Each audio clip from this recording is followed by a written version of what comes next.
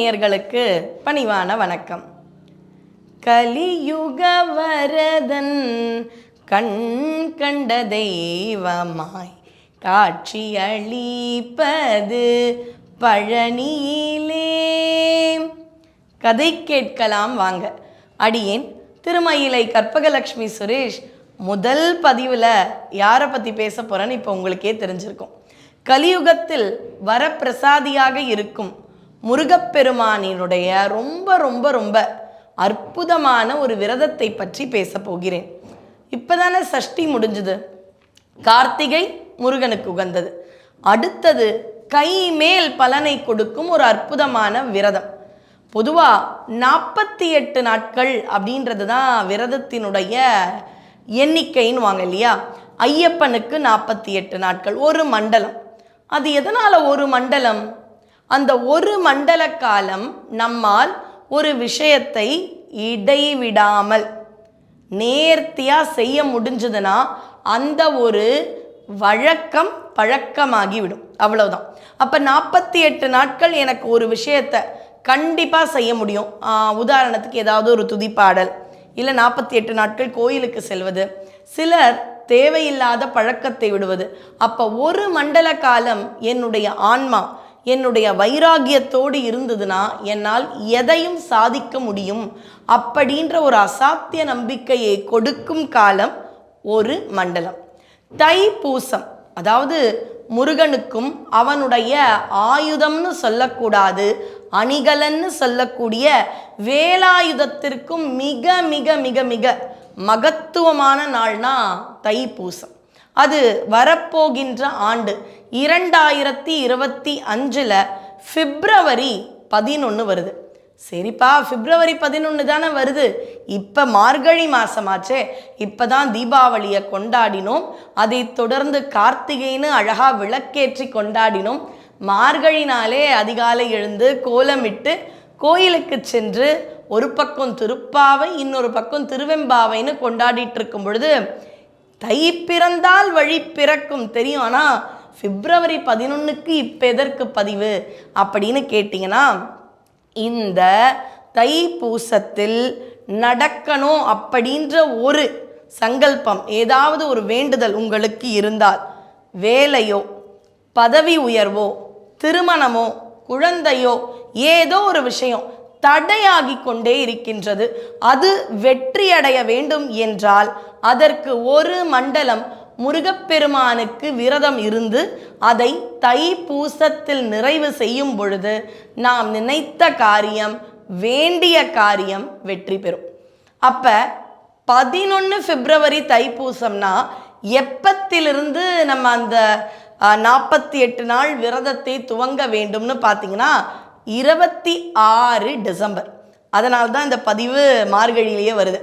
26 December நம்ம அந்த விரதத்தை துவங்கினோம் என்றால் டிசம்பரில் ஒரு 6 நாட்கள், ஜான்வரியில் ஒரு 31, 31 பார்த்தீங்கன்னா 37, அங்கே ஒரு 11வது நாள். அந்த தைப்பூசம் பிப்ரவரியில் முடியும் பொழுது 48 நாட்கள் நாம் விரதம் இருக்கும் அந்த ஒரு கணக்கு வருது. அப்போ விரதத்தை துவங்க வேண்டிய நாள் 2024 டிசம்பர் மாதம் 26ஆம் தேதி. எதனால இந்த விரதம்? முருகனுக்கு என்று காப்பு கட்டியும் இருக்கலாம், அல்லது எப்படி சபரிமலை ஐயப்பனுக்கு இருப்போமோ மாலையிட்டும் இருக்கலாம். இந்த விரதத்தில் என்னன்னா, நம்ம உடல் ரீதியாகவோ அதாவது உடை ரீதியாகவோ பெரிய மாற்றங்களை கொடுக்கணும்னு கிடையாது.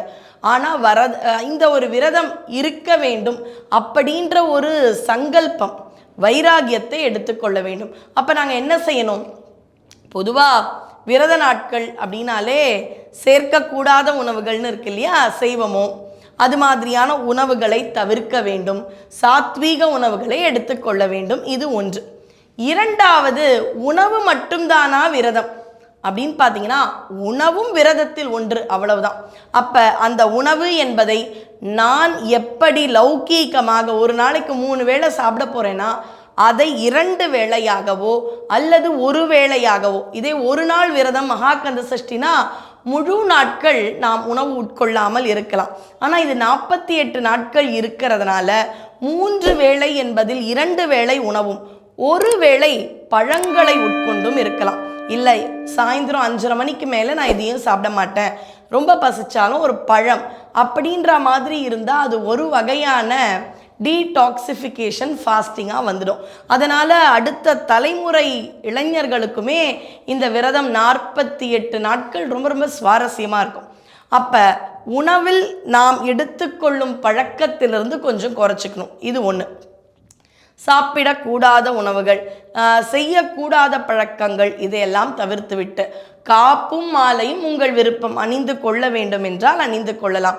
இல்லை என்றாலும் முக்கியமாக இந்த விரதத்தில் என்ன பண்ணணும், 48 நாளுக்கு நான் விடாமல் கந்தர் சஷ்டி கவசத்தை படிக்கப் போகிறேன். ஒரு 3 தடவை, இல்லை சண்முக கவசம் அப்படின்னு திருவான்மியூரில் அருள் பாலித்து கொண்டிருக்கும் பாம்பன் சுவாமி அருளி செய்தது. அவருக்கு அந்த கந்தர் சஷ்டி கவசம் மாதிரியே ஒரு கவசத்தை மக்களுக்கு கொடுக்க வேண்டும் என்ற ஆசையாம். அதனால் அ ஆ இ ஈன்ற உயிரெழுத்தையும் மெய்யெழுத்தையும் சேர்த்து 30 பாடல்கள் கொண்ட சண்முக கவசம் என்ற ஒரு அற்புதமான துதிப்பாடலை நமக்கு வழங்கியுள்ளார். அண்டமாய் அவனியாகி அரியொனா பொருளுதாகி தொண்டர்கள் குருவுமாகி துகளறு தெய்வமாகி என் திசை போற்று நின்ற என் அருள் ஈசனான திந்திரல் சரவணத்தான் தினமும் என் சிரசை காக்க. இப்படி ஒவ்வொரு உறுப்பாக என்னை பாதுகாக்க வேண்டும் முருகா என்பது மாதிரி நமக்கு ஒரு பெரிய ஒரு பாதுகாப்பு வளையத்தோடு இருக்கும் சண்முக கவசத்தை ஒரு நாளைக்கு 6 தடவை சொல்லணும்னா மிஞ்சி போனால் 40 நிமிஷம். அப்போ எப்பவும் இருக்கிறத விட ஒரு 40 நிமிஷம் கூடுதலாக நம்ம முருகனை நினைக்க போகிறோம். இது ஒரு விஷயம். இப்போ ஒரு 40 நிமிஷம் ஒரு 6 தடவை இது மாதிரி இருக்கக்கூடிய கவசங்கள்.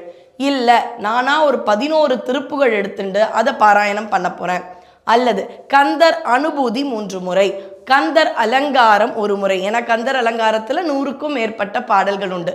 தினமும் இல்லத்தில் அருகாமையில் இருக்கக்கூடிய ஆலயத்தில் இருக்கும் முருகப்பெருமானை 6 முறை வலம் வரப்போகின்றேன்.